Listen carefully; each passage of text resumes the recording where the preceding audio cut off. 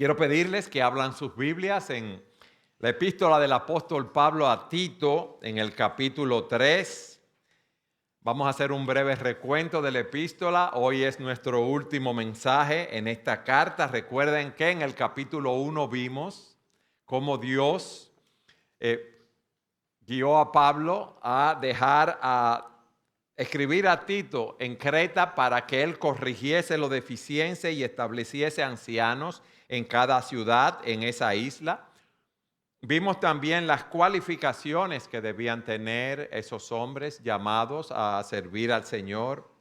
También en el capítulo 2 vimos las diferentes directrices que da a los diferentes grupos de la iglesia, a los ancianos, a las ancianas, o sea, hombres maduros, mujeres maduras, a los jóvenes, a las jóvenes, a los empleados también. Y nos dio la razón teológica para esta demanda.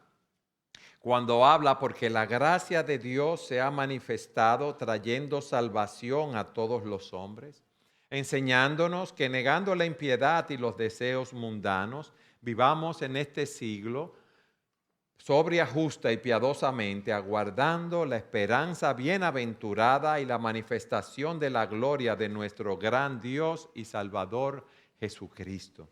Luego en el capítulo 3 vimos las directrices que nos da en nuestra relación con las autoridades y con los conciudadanos, así como la razón teológica, la razón doctrinal para comportarnos de esta manera. Vimos la semana pasada, el capítulo 3, en el versículo 4 en adelante, que cuando se manifestó la bondad de nuestro Dios, como dijo Pablo, de Dios nuestro Salvador y su amor hacia la humanidad, Él nos salvó, no por obras de justicia que nosotros hubiéramos hecho, sino conforme a su misericordia. Y hoy vamos a ver las palabras finales del apóstol Pablo a Tito. Este mensaje lo hemos titulado Palabras finales, mandato, advertencia y despedida. Con esto en mente vamos a leer de los versículos 8 al 15. Palabra fiel es esta, y en cuanto a estas cosas quiero que hables con firmeza para que los que han creído en Dios procuren ocuparse en buenas obras. Estas cosas son útiles, buenas para los hombres, pero evita controversias necias, genealogías, contiendas y discusiones acerca de la ley, porque son sin provecho y sin valor. Versículo 10. Al hombre que cause divisiones después de la primera y segunda amonestación, recházalo, sabiendo que el tal es perverso y está pecando, habiéndose condenado a sí mismo. Cuando te envíe a Artemas o a Tíquico, procura venir a verme en Nicópolis, porque he decidido pasar allí el invierno. Encamina con diligencia a Zenas, intérprete de la ley, y a Apolos, para que nada les falte, y que los nuestros aprendan a ocuparse en buenas obras, atendiendo a las necesidades apremiantes, para que no estén sin fruto. Todos los que están conmigo te saludan. Saluda a los que nos aman en la fe. La gracia sea con todos ustedes. Lo primero que vemos aquí, mis hermanos, es el mandato. Como Pablo dice, esta es una palabra fiel, esta es una palabra confiable, verdadera, fidedigna. ¿Y por qué es fiel? Porque está fundamentada en la revelación de Dios, en la palabra de Dios. Y les dice, en cuanto a estas cosas, quiero que hables con firmeza. ¿Qué cosas? Las que Él les ha hablado. La bondad del Padre, su amor por la humanidad, la obra del Espíritu Santo en la regeneración y en la renovación, la gracia de Jesucristo en la justificación que se nos ha concedido. Y Pablo le dice a Tito, Tito, habla con firmeza, habla con confianza. Y ese yo quiero que tú hables así es un mandato apostólico. Es el quiero que emplea un rey cuando sella un edicto y quiere que se ejecute su voluntad.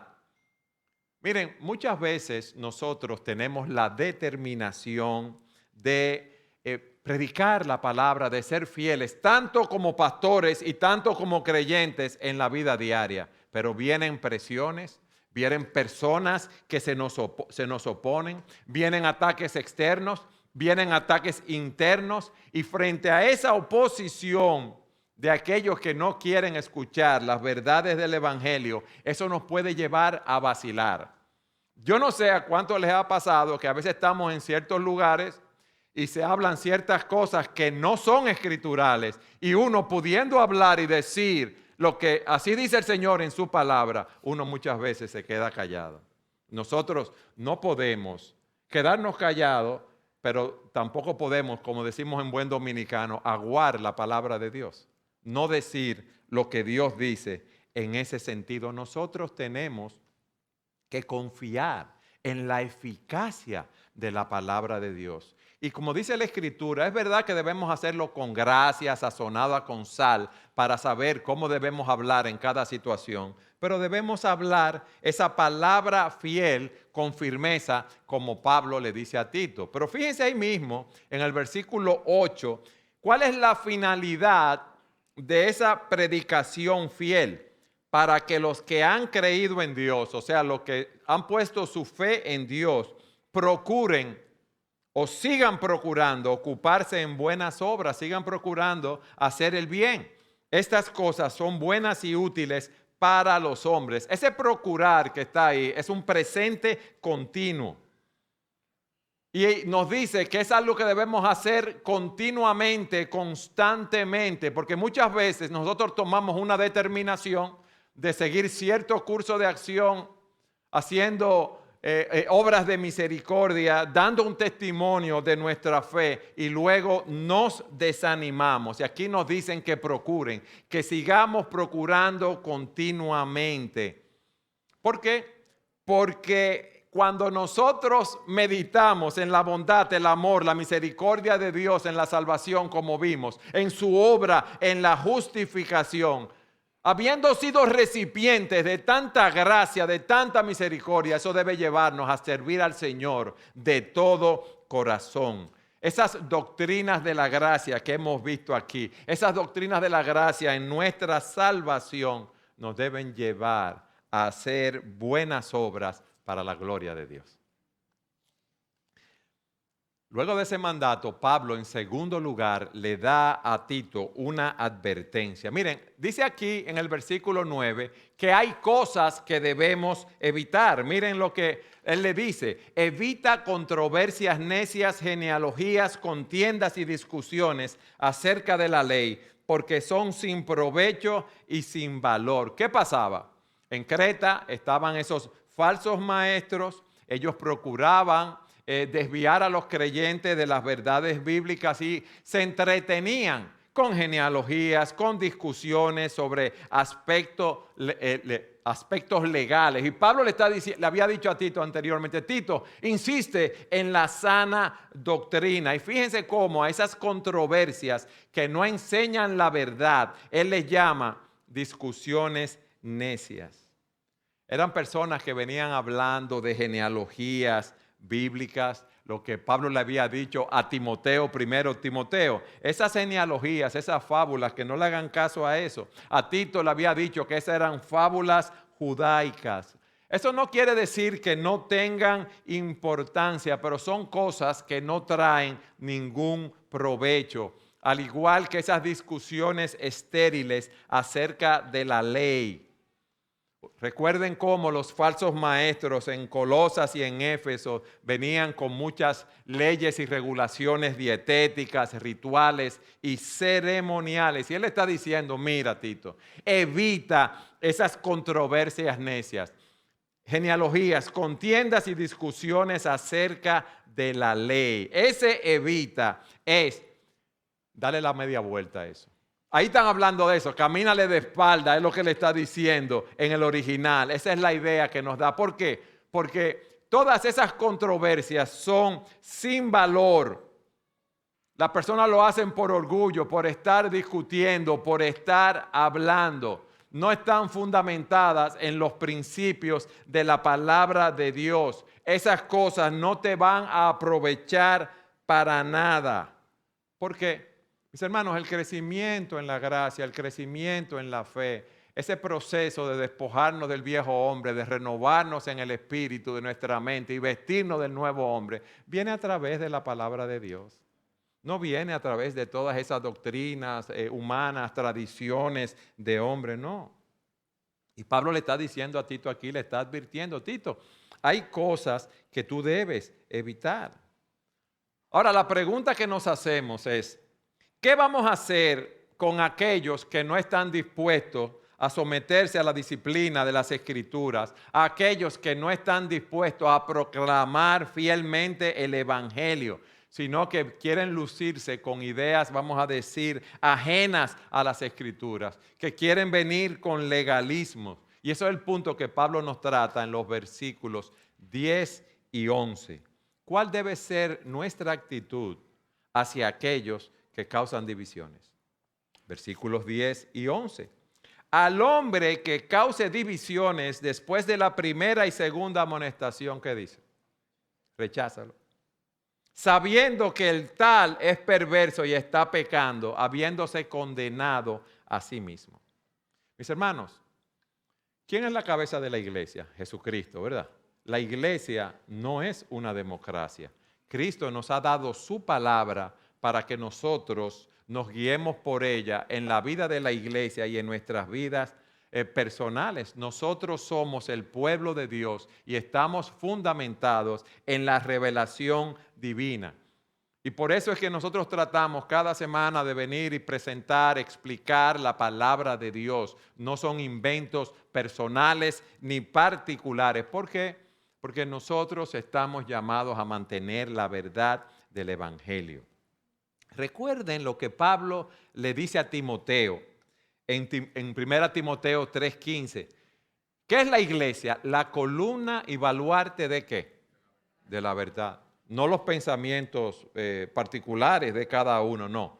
Nosotros tenemos que decir, así dice el Señor, y ser fieles a eso. Entonces, Pablo ahora dirige la atención a aquellos que estaban en Creta y habían llegado a todas las otras iglesias, como nosotros sabemos, que querían sembrar discordia. Miren lo que dice en el versículo 10. Al hombre que cause divisiones. Esa palabra divisiones, de ahí es que viene la palabra herejía. Al hombre herético, al hombre que vaya a la iglesia creando facciones, aquel que se caracteriza por ser cismático, aquel que le gusta formar grupos, que le gusta formar grupos disidentes, vamos a decirlo así. Tengan cuidado con ese tipo de personas. Pablo no está hablando de cualquier persona que causa división, sino aquellos que vienen y perturban a los miembros de la congregación. Le llenan las cabezas de todas esas necedades que no edifican y lo desvían. Óigame bien cuál es el punto. Lo desvían de las doctrinas fundamentales de la fe. Es la persona que dice, bueno, la Biblia dice tal cosa, pero yo pienso de esta manera. No, tú dices eso que dice la Biblia, pero yo pienso otra cosa y que no tolera que le den una opinión diferente a la suya. O sea, que esa persona facciosa, esa persona cismática, esa persona herética no se somete a la palabra de Dios. ¿Por qué? Porque Él es ley para sí mismo. Y nosotros debemos tener mucho cuidado en no dejarnos confundir. Y nosotros inconscientemente podemos crear divisiones en la iglesia. ¿Ustedes sabían eso? ¿Cuándo creamos divisiones? Bueno, cuando somos partidistas.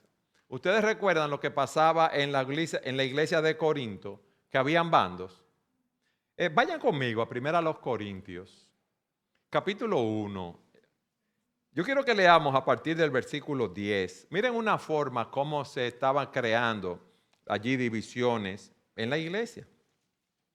Pablo le dice a los hermanos, les ruego, hermanos, por el nombre de nuestro Señor Jesucristo, que todos se pongan de acuerdo y que no haya divisiones entre ustedes, sino que estén enteramente unidos en un mismo sentir y en un mismo parecer, porque he sido informado acerca de ustedes, hermanos míos, por los de Cloé, que hay discusiones, ustedes ven, hay contiendas entre ustedes. Me refiero a que cada uno de ustedes dice, yo soy de Pablo, otro yo soy de Apolos, otro yo de Cefas y otro yo de Cristo. Y él dice, ¿está dividido Cristo?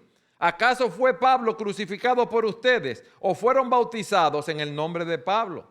Ustedes ven, partidos por seguir a ciertas personas, por diferentes razones, y eso no debe ser en la iglesia. Hermanos, con esto no estamos diciendo que usted no puede expresar sus opiniones en la iglesia. Lo que usted tiene que ser cuidadoso, que sus opiniones estén basadas en la palabra de Dios. Y tiene que ser cuidadoso y estar dispuesto a tener un oído dócil para recibir lo que los demás tienen que decirle a usted. Entonces, aquí eso es lo que Pablo le está diciendo a Tito, al hombre que cause divisiones. Miren lo que hay. Después de la primera y segunda amonestación, recházalo. O sea que esa persona está así, actuando neciamente, con esas controversias, con esas discusiones estériles, y nosotros debemos ir donde esa persona a amonestarlo, explicarle que con esa actividad partidista, facciosa, lo que va a traer es división en la iglesia.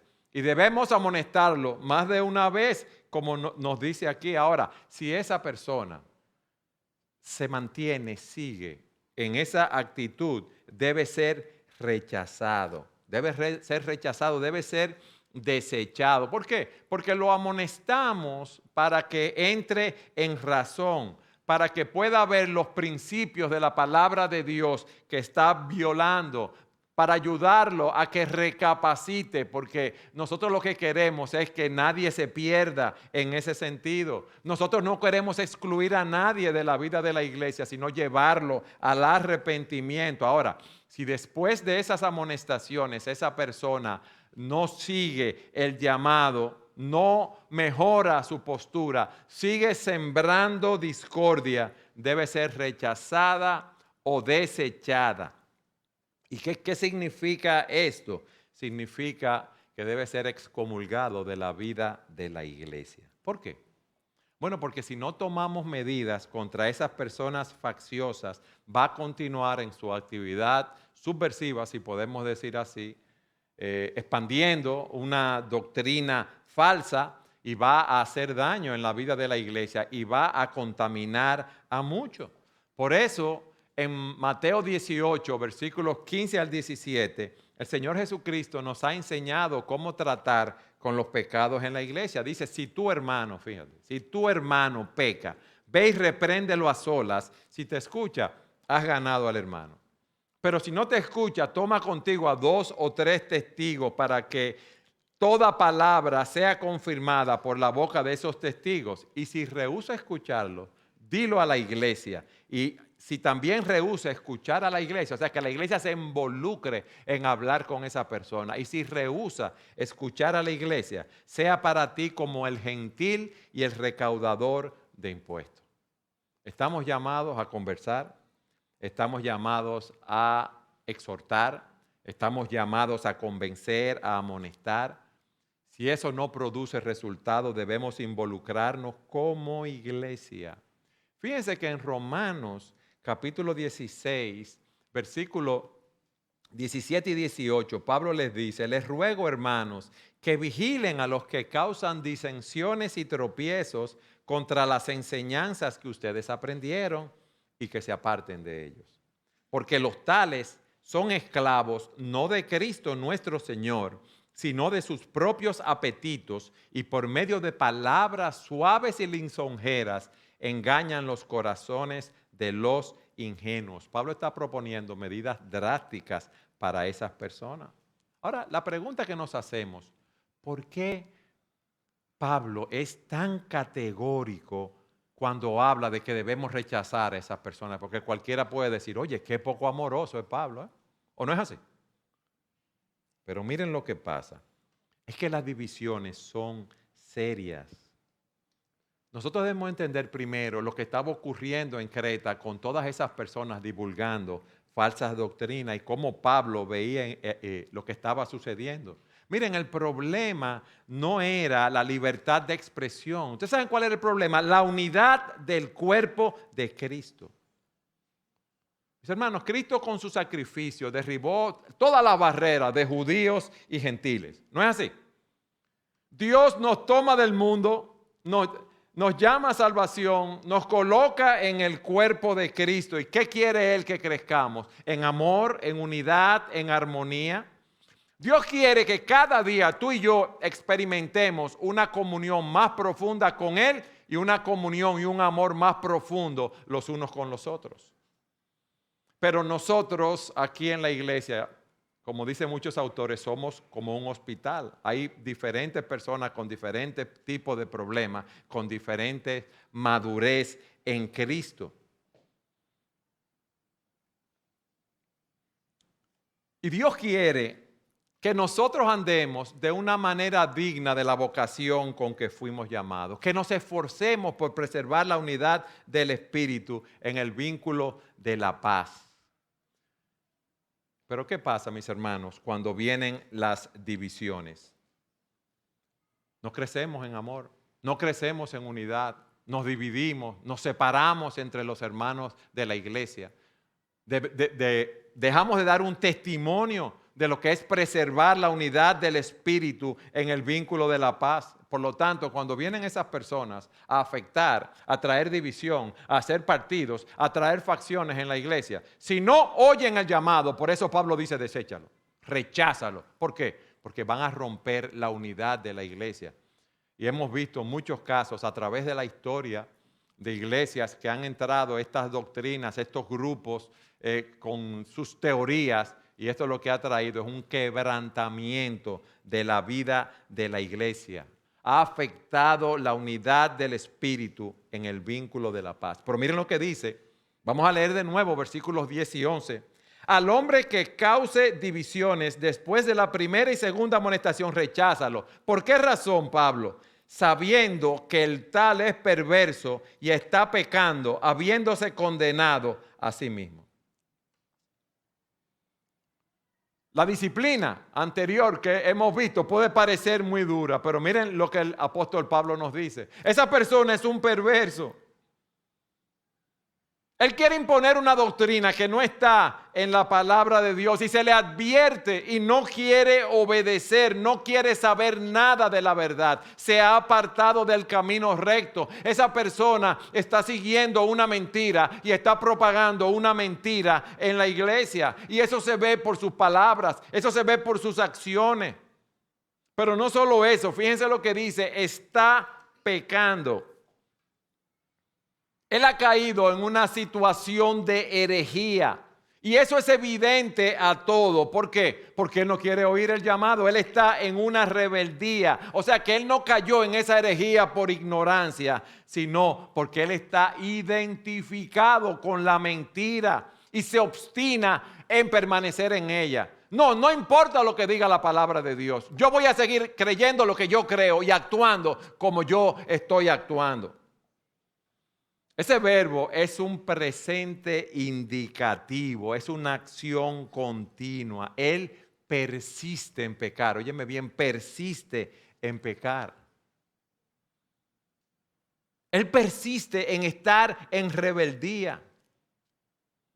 Pero al hacer eso, él también se aparta de la verdad.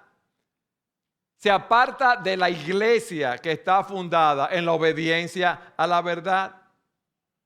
Mis hermanos, y la iglesia viene y le habla y no le hace caso. Esa persona está extraviada y se ha condenado a sí misma porque quiere seguir en sus propios caminos. Ustedes ven la importancia, el deber que tenemos tú y yo de cuidar la unidad y la sanidad de la iglesia. Por eso debemos amonestar una y otra vez a aquellos que causan divisiones. ¿Para qué? Para nosotros ganarlos para el Señor. Pero si insiste en estar pecando y causando divisiones, debemos desecharlo. Y tampoco, mis amados, debemos dar oído a ese tipo de personas. Cuando el maligno viene delante de ti, no se presenta con una capa, con fuego, con 2 cachitos y un tridente. No, viene de una manera muy sutil para engañarte. Son personas que pueden parecer sumamente piadosas, sumamente espirituales y te ligan una cosa con otra para confundirte. Pero miren algo. ¿Qué es más fácil? Yo les voy a hacer una pregunta a ustedes. ¿Teorizar acerca de las doctrinas o vivir la vida cristiana? ¿Qué es más fácil? Teorizar. Teorizar es lo más fácil. Oh, pero es más fácil yo hablar de la doctrina, de los libros de la Biblia, de la expiación. Ahora, vivir la vida cristiana es más difícil en ese sentido. Amar a tu esposa como Cristo amó a la iglesia, instruir a tus hijos en la disciplina y amonestación del Señor, dar un buen testimonio en tu trabajo, cumplir con tus requisitos como miembro de la iglesia. Que el amor, el gozo, la paz, la paciencia, la benignidad, la bondad, el fruto del Espíritu sea evidente en tu vida. Pero esas personas, ni con sus palabras ni con sus acciones, están viviendo esa vida cristiana.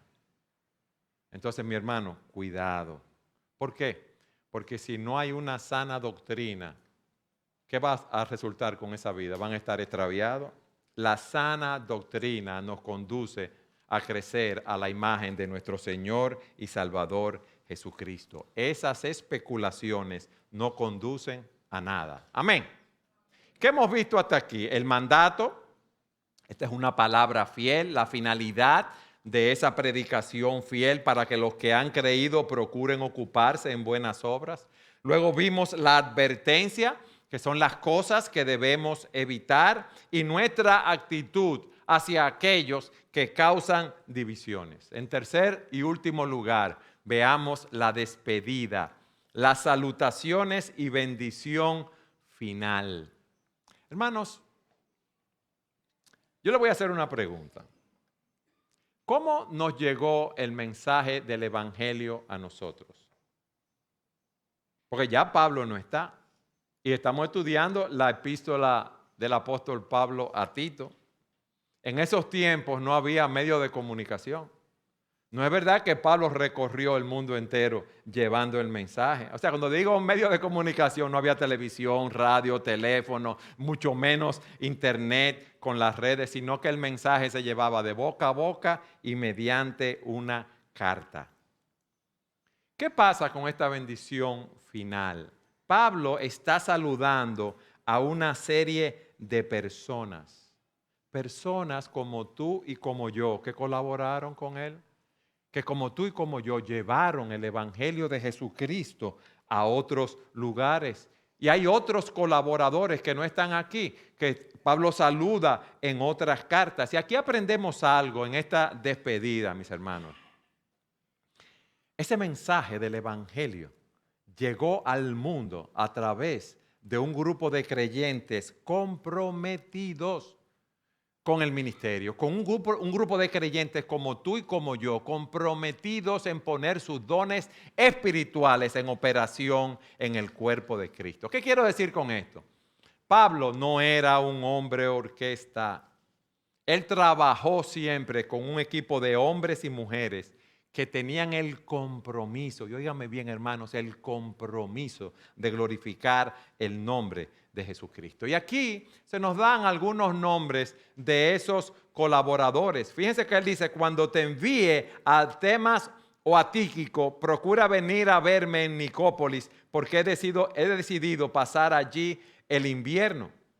Tito, ya sabemos, un hombre joven, un hombre fiel que estaba ministrando allí, pero cuando vi el nombre de Artemas y estuve leyendo acerca de él, dice un autor que esta es la única referencia a este nombre, que por su nombre podemos adivinar que era gentil, pero fíjense, ese hombre que se menciona una sola vez aquí, Pablo le está diciendo a Tito que eso lo puede enviar para que Tito pueda salir a ver a Pablo, o sea que ese hombre podía ser un sustituto de Tito allí en Creta, un hombre maduro, un hombre competente, un hombre informado, un hombre fiel. Aquí tenemos a Tíquico, que viajó mucho con Pablo en sus viajes misioneros, que Pablo lo envió a desarrollar ciertas actividades en otros lugares. Fíjense lo que nos dice en el versículo 13. Encamina con diligencia a Zenas, intérprete de la ley, y a Apolos, para que nada les falte. Encamínalo. No solamente que lo lleve a la esquina y que lo despache, no es eso lo que está diciendo. Cuando habla de encaminar es que ore por él, que le enseñe el camino de su destino y que se asegure que tenga todo lo suficiente para cumplir la próxima etapa de su viaje. Por eso Pablo dice, encamínale con diligencia. Me imagino que era preguntarle cuál era su situación, cuáles eran sus necesidades, de manera que nada le faltara a ellos. Hermano, eso nos habla de que nosotros debemos también cuidar a aquellos que nos ministran. Nosotros ahora tenemos una muy buena oportunidad, y porque viene el hermano Dionis a ministrar en medio nuestro junto con su esposa Betty. Y nosotros tenemos el privilegio, y doy gracias al Señor por el equipo de finanzas que ha estado trabajando en preparar, elaborar un presupuesto para cuando venga el hermano Dionis pueda estar tranquilo en el aspecto económico y dedicarse a trabajar con nosotros en ese plan de plantación de iglesias que estamos elaborando. Yo dije hace un momento que el apóstol Pablo no era un hombre orquesta, sino que él trabajó con un grupo de creyentes haciendo la obra del ministerio. Y cuando hablamos de ministerio, muchos pueden pensar, sí, pero eso es algo de los pastores, eso es un problema del pastor Eduardo, del pastor Rafael, y cuando elijamos otros pastores y otros diáconos, ese es el caso de ellos, pero yo soy un laico, yo no tengo esa carga. Hermanos, ministerio significa servicio. Y todo cristiano, tú y yo, tenemos uno o más dones espirituales para servir en el cuerpo de Cristo, para hacer un trabajo espiritual. Ahora, me impactó mucho lo que dice un autor. El ministerio debe ser el desbordamiento de tu caminar con Cristo. Oye eso. El ministerio debe ser el desbordamiento de tu caminar con Cristo, de tu vida espiritual, de tu crecimiento espiritual. Y dice lo siguiente, si tu copa está llena hasta el borde con Cristo, no puedes llevarla sin derramar sobre los demás. Oigan bien, eso es el ministerio. Y ese ministerio lo podemos llevar a cabo de una forma más estructurada. Hay muchos que enseñan en la escuela dominical de niños. Más adelante vamos a reabrir nuestra escuela dominical los domingos. Muchos sirven en el equipo de adoración de la iglesia, muchos ayudan en las finanzas, la administración, en la organización de eventos, como la reunión de los hombres, la reunión de los grupos pequeños. Muchos lideran grupos pequeños, otros pueden invitar a personas a la iglesia a escuchar el evangelio. Tú puedes llamar a otros que están enfermos para alentarlos, para suplir sus necesidades. Pero la pregunta que nosotros debemos hacernos es la siguiente. ¿Cómo yo estoy sirviendo en el cuerpo de Cristo? ¿Cómo yo estoy poniendo mis dones en operación en el cuerpo de Cristo? ¿Estoy yo sirviendo en alguno de los ministerios de la iglesia? ¿Estoy yo viendo qué ministerios no existen de manera que podamos trabajar en esos ministerios? ¿O yo estoy calentando la silla solamente? Yo estoy calentando un banco en la iglesia. Yo vengo los domingos, oigo el culto y me voy feliz de la vida. Ay, qué buenas las alabanzas, el mensaje, estudié la palabra y me voy. Y no tengo esa relación personal con el Señor y no estoy sirviendo como debo servir. Entonces, a la luz de lo que nosotros hemos estudiado en esta epístola, si tú has experimentado el amor, la bondad, la misericordia, la gracia de Dios en tu vida, si a ti se te ha concedido una salvación tan grande en Jesucristo, si tú tienes la esperanza de la vida eterna, Tú debes estar dedicado sirviendo a tu Señor, haciendo buenas obras. Miren lo que Pablo nos dice en el versículo 14.